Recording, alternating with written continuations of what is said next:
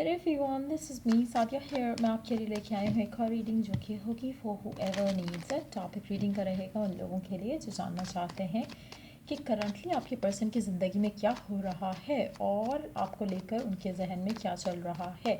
अगर आप जानना चाहते हो उसके लिए रीडिंग आप देख सकते हो। उसकी मोस्ट डोमिनेंट थॉट्स जानेंगे, साथ में मोस्ट डोमिनेंट थॉट्स जानेंगे आपको लेकर क्या है। Stay tune. और रीडिंग शुरू करने से पहले रिमाइंड करवा दूं कि ये एक जनरल रीड है, सबके साथ मैच कर भी सकती है, नहीं भी। से जो बातें मैच करती हैं अपन मैसेजेस को पिक करो और बाकी सब को छोड़ दो। अगर आप पर्सनल रीडिंग चाहते हो पेपॉल से या इजी पैसे से पेमेंट कर सकते हो। सिर्फ तभी रीच आउट करो ताकि आपका भी टाइम वेस्ट नहीं हो और मेरा भी। So let's dive into the read and let's find out क्या चल रहा है आपके पर्सन की लाइफ में, उसकी मोस्ट डोमिनेंट थॉट्स क्या हैं right now. Knight of Swords, Queen of Pentacles, the Empress. Under the deck we do have Wheel of Fortune. अच्छा, मुझे लगता है कि बहुत कुछ चल रहा है आपके पर्सन की ज़िंदगी में राइट नाउ। एक चीज़ जो मुझे यहाँ पे बहुत क्लियर दिख रही है, वहाँ पर डिसएग्रीमेंट्स हो सकते हैं लव लाइफ को लेकर जो कि उसकी फैमिली के साथ चल रहे हों। चाहे वो आपकी वजह से है, चाहे वो किसी और वजह से है, बट यस मुझे लगता है कि डिसएग्रीमेंट्स उसके हैं जो कि चल रहे हैं उसकी लाइफ में लव लाइफ सिचुएशन को लेकर। शायद वो अपनी लाइफ में, अपनी लव लाइफ में उन चीज़ों को एक्सेप्ट करने के लिए रेडी नहीं है जो कि शायद उसकी फैमिली उसको प्रपोज कर रही है।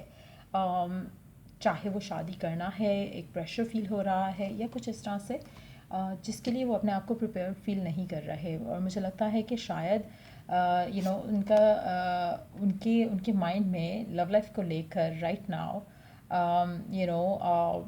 उस तरह से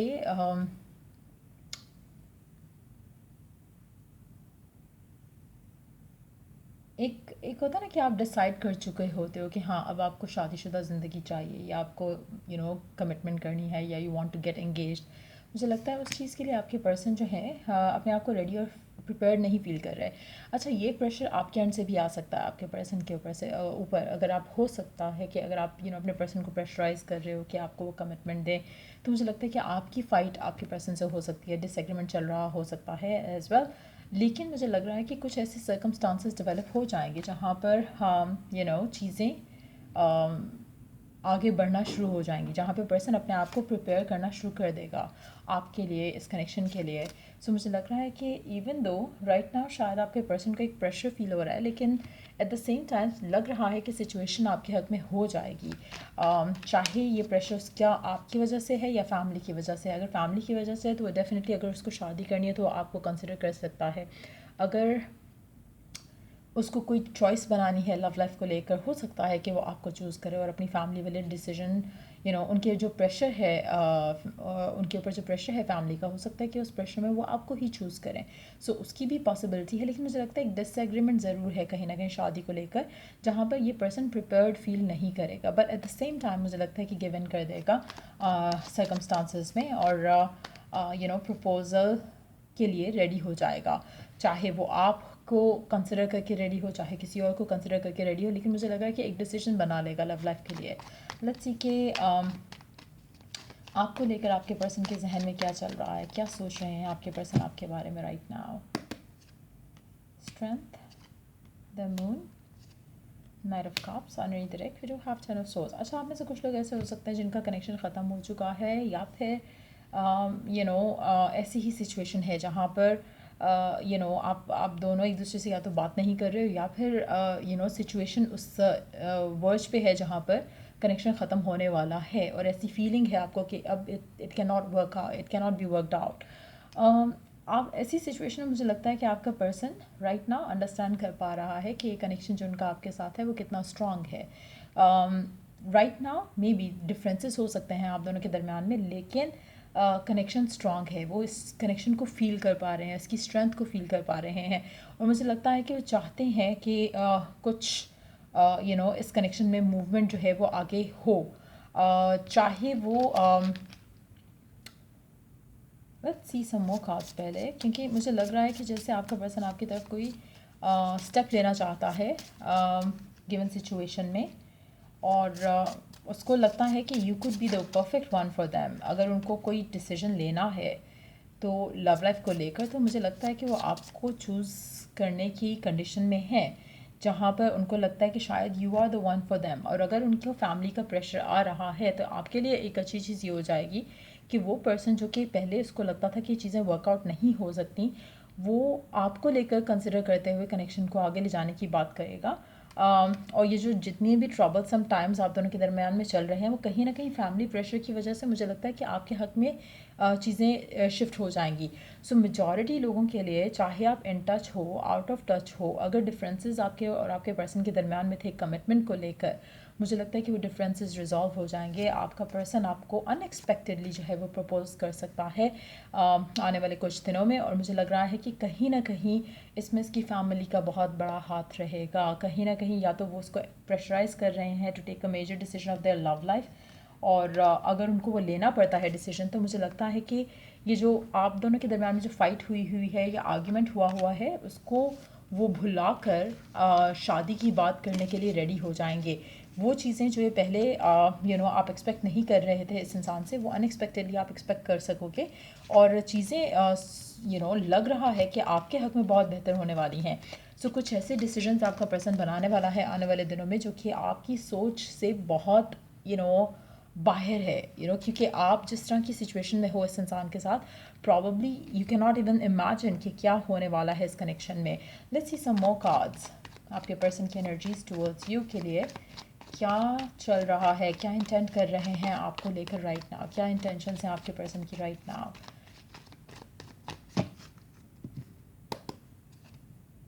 द एम्परर अगैन, एक रिस्पॉन्सिबल वे में चीज़ों को आगे ले जाने की बात सोच रहे हैं आपके पर्सन। आपके साथ एक फ्यूचर क्रिएट करने का प्लान कर रहे हैं, और मुझे लगता है कि आपकी तरफ एक्शन लेने वाले हैं बहुत जल्द इस थॉट को मटेरियलाइज करने के लिए। राइट नाउ शायद आप दोनों के दरम्यान में डिफरेंसेस हैं, शायद there is a breakup happening, और कुछ ऐसा है, डिसएग्रीमेंट हो सकता है। पर उस चीज़ को हटाने के लिए रास्ते से मुझे लगता है कि proposal with S of cups जो है वो आने वाला है आपकी लाइफ में इस इंसान के साथ। सो डिफरेंसेस अगर हैं, नो कांटेक्ट अगर है, तो कम्युनिकेशन डेफिनेटली आने वाली है और सिचुएशन बेहतर होने वाली है आप दोनों के दरमियान में। पर्सन अनएक्सपेक्टेडली मुझे लग रहा है कि ओपन अप कर रहा है फॉर वट एवर रीज़न, लेकिन आपके लिए अच्छा हो जाएगा कि पर्सन जो है एक और कार्ड लेंगे इसकी एक तो प्रेशर मुझे फील हो रहा है इस इंसान के ऊपर, लेकिन अदर देन दैट ये दिल से आपको लेकर क्या सोचता है, क्या चाहता है। No doubt you make this person happy, और जो कनेक्शन है इसका आपके साथ वो बहुत स्ट्रांग है। But at the same time मुझे लगता है कि पर्सन जो है राइट नाउ जो सर्कमस्टांसेस ऐसे डेवलप हुए हैं उसमें ये आपको चूज़ कर रहा है एज एन मुझे लगता है कि आपका person, to be very honest, is feeling pushed to take certain decisions. But having said that, मुझे लगता है कि शायद ये वही चीज़ें जो आपको चाहिए थी, but at the same time मुझे लगता है कि शायद let me take 2 more cards to see कि इसका एटीट्यूड टुवर्ड्स यू कैसा रहेगा, क्योंकि I do see them taking action towards you. But further आप क्या एक्सपीरियंस कर सकते हो इस इंसान के साथ।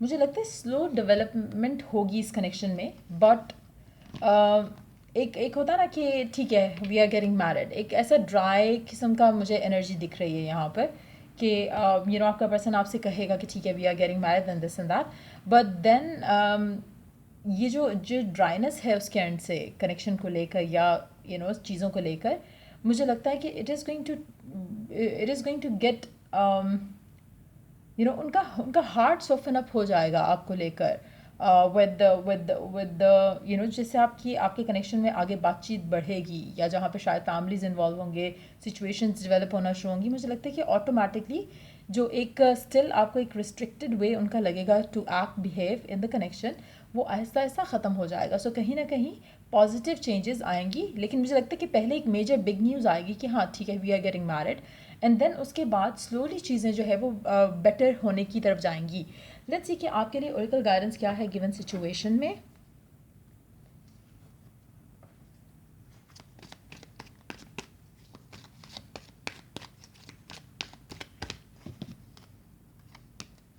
Wait for winter. During the colder months, the fairy queen of winter will help you manifest your most heartfelt wishes as long as your intentions are for the highest good of all. Winter time बहुत lucky significant रहेगा और since अभी right now winter चल रहा है so may be it's this winter और may be it's the next winter जहाँ पर आपकी विशेस आपकी डिज़ायर इस इंसान के साथ पूरी हो सकती हैं.